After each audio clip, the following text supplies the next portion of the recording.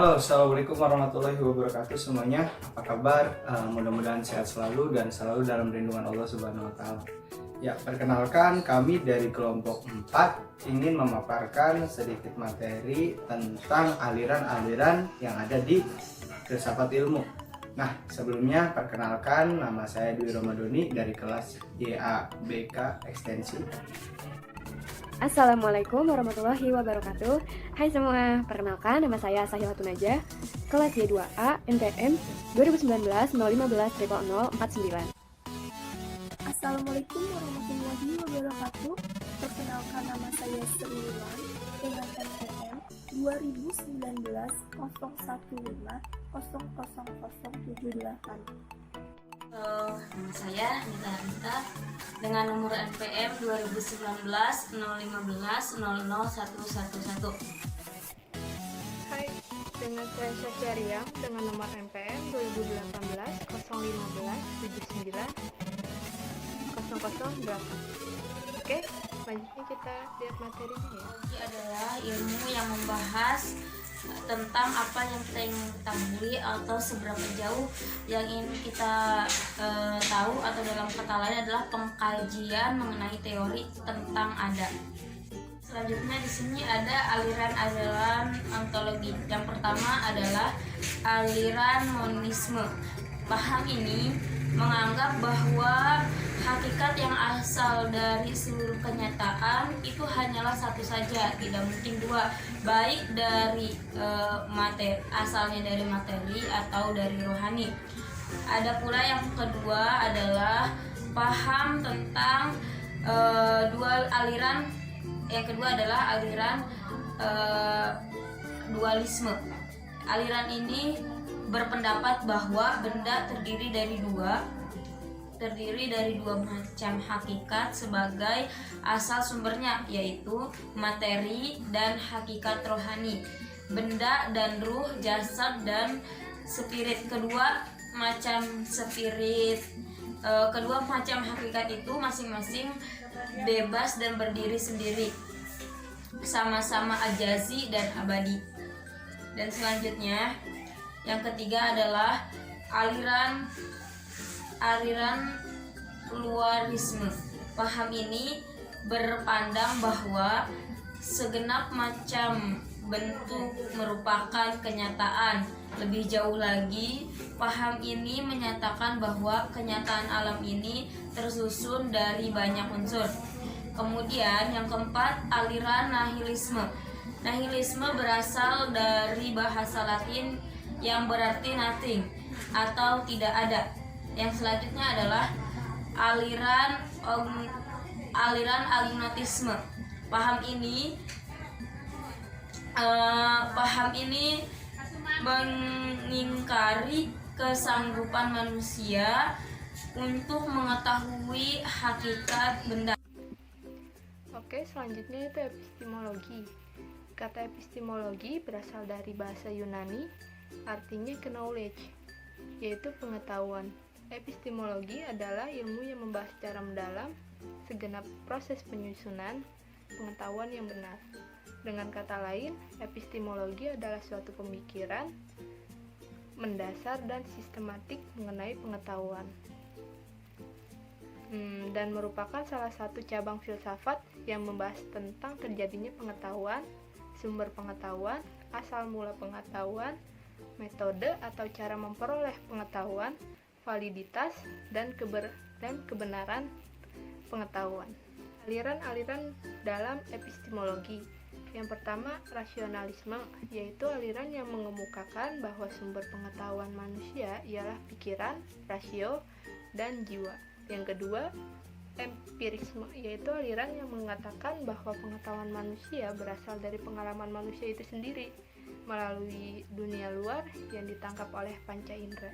Yang ketiga, kritisme, yaitu aliran yang berpendapat bahwa pengetahuan manusia itu berasal dari dunia luar, dari jiwa atau pikiran manusia itu sendiri. Kedua golongan yang mengemukakan hakikat pengetahuan manusia inklusif di dalam aliran-aliran. Yang pertama yaitu realisme, yaitu aliran yang berpendirian bahwa pengetahuan manusia adalah gambaran yang baik dan tepat tentang kebenaran. Dalam pengetahuan yang baik tergambar kebenaran seperti sesungguhnya. Yang kedua, idealisme, yaitu aliran yang berpendapat bahwa pengetahuan hanyalah kejadian dalam jiwa manusia, sedangkan kenyataan yang diketahui manusia semua terletak di luar dirinya. Nah, selanjutnya ada aksiologi. Aksiologi merupakan cabang filsafat ilmu yang mempertanyakan bagaimana manusia menggunakan ilmunya. Jadi, yang ingin didapati atau dicapai oleh aksiologi adalah hakikat dan manfaat yang terdapat dalam suatu pengetahuan. Nah, aksiologi dalam bahasa Yunani terdapat dari dua kata, yaitu action yang artinya nilai dan logos yang artinya teori. Aksiologi berarti teori tentang nilai.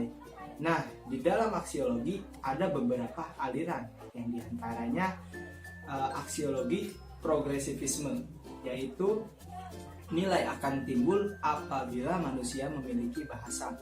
Nah, bahasa di sini adalah sebagai sarana yang didorong dari kehendak, kemauan, ataupun kecerdasan. Nah, kecerdasan adalah peranan yang paling penting kedudukannya, karena kecerdasan adalah menentukan seseorang untuk mempererat hubungan antara manusia dengan manusia atau masyarakat atau dengan lingkungannya.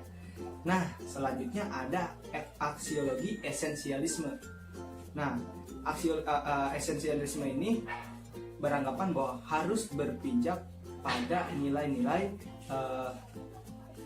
yang ada sejak dulu pada peradaban awal manusia. Jadi harus berada atau berpijak pada nilai-nilai budaya yang ada sejak awal peradaban manusia.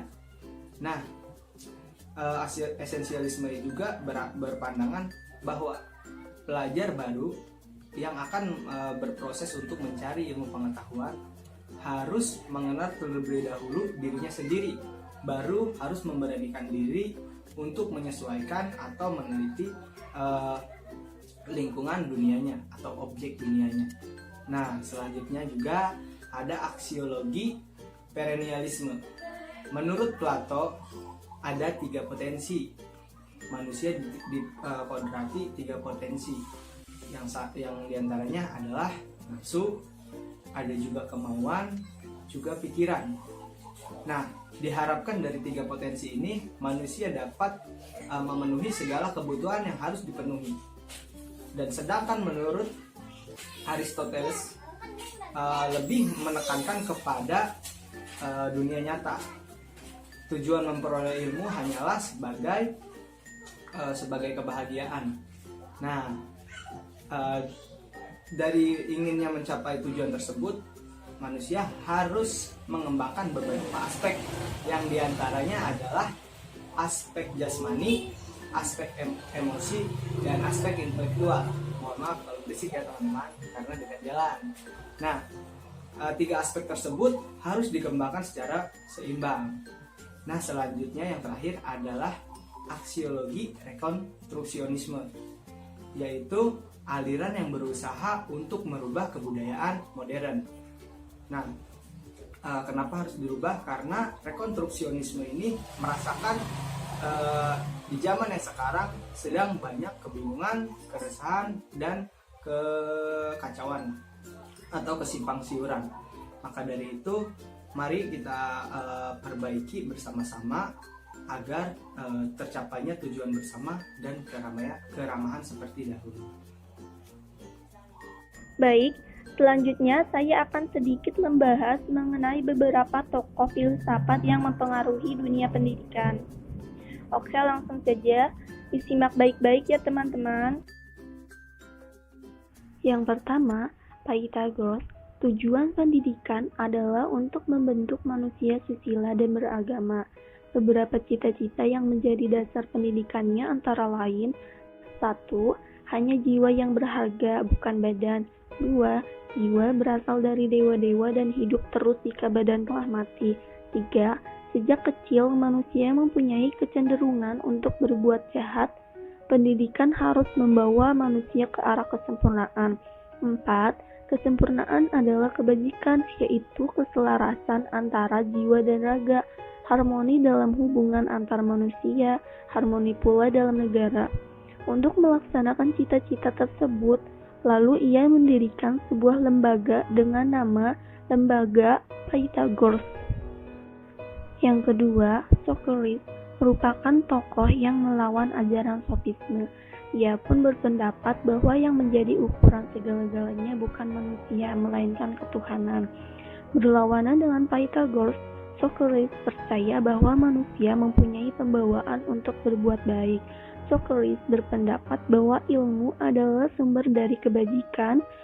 Oleh karena itu, ia dianggap perintis kaum filantropin, cinta pada sesama manusia. Dalam pelaksanaan pengajarannya, dia melakukan dialog, percakapan, dan tanya jawab dengan masyarakat di jalan-jalan, di taman, dan di pasar. Yang ketiga, Plato. Plato adalah murid Socrates. Tujuan pendidikan menurut Plato adalah membentuk warga negara secara teoritis dan praktis. Setiap manusia bertugas untuk mengabdikan kepentingannya kepada kepentingan negara. Oleh sebab itu, pendidikan harus diselenggarakan oleh negara dan untuk negara. Dengan prinsip tersebut, Plato disebut sebagai pencipta pendidikan sosial. Yang keempat, Aristoteles. Ia adalah murid dari Plato. Bukunya yang terkenal mengenai cita-cita pendidikan adalah Politika dan Anima. Seperti halnya dengan Plato, maka Aristoteles pun menghendaki pendidikan negara. Cita-cita pendidikannya adalah kebajikan itu diperoleh dengan jalan aman, melalui pengalaman, pembiasaan, akal budi, dan pengertian. Konfusius merupakan seorang ahli etika yang mempelajari etik, filsafat, atau kesusilaan. Seperti ilmu-ilmu tentang kesusilaan dan hal-hal yang baik dan buruk, juga mengajarkan kegiatan yang praktis yang dapat digunakan dalam kehidupan sehari-hari. Menurutnya, manusia harus bertindak sesuai dengan kedudukannya masing-masing. Dan Konfusius juga mengajarkan bahwa manusia harus berpedoman pada peraturan yang telah dibuat oleh nenek moyang. Dalam kata lain, harus menghormati leluhurnya. Kemudian, Konfusius berhasil mengumpulkan beberapa kesusastraan Cina yang disusunnya dalam 4 jilid. Yang pertama, buku tentang sejarah. Yang kedua, buku tentang syair-syair. Yang ketiga, buku tentang upacara-upacara. Dan yang keempat, buku tentang metamorfosa. Next, tokoh filsafat yang berpengaruh dalam bidang pendidikan, yaitu Horace Mann. Beliau merupakan pelopor pendidikan sekolah Amerika untuk umum. Horace Mann dibesarkan pada saat pendidikan tidak mudah diakses bagi mereka yang tinggal di daerah pedesaan Amerika yang miskin. Jasa beliau adalah menggunakan otoritasnya untuk pelatihan guru di perguruan tinggi, perpustakaan gratis, dan akses sekolah gratis bagi anak-anak yang tidak mampu dengan pendapatan dari pajak. Selanjutnya adalah Friedrich Froebel. Beliau merupakan pelopor untuk pendidikan anak usia dini. Friedrich Froebel mendirikan taman kanak-kanak di mana kebebasan berekspresi, kreativitas, interaksi sosial, dan aktivitas motorik juga learning by doing sebagai fokusnya. Oke, sampai di sini pembahasan kelompok 4 mengenai aliran-aliran dalam filsafat. Semoga mudah dipahami dan mohon maaf jika masih banyak kekurangan. Wassalamualaikum warahmatullahi wabarakatuh.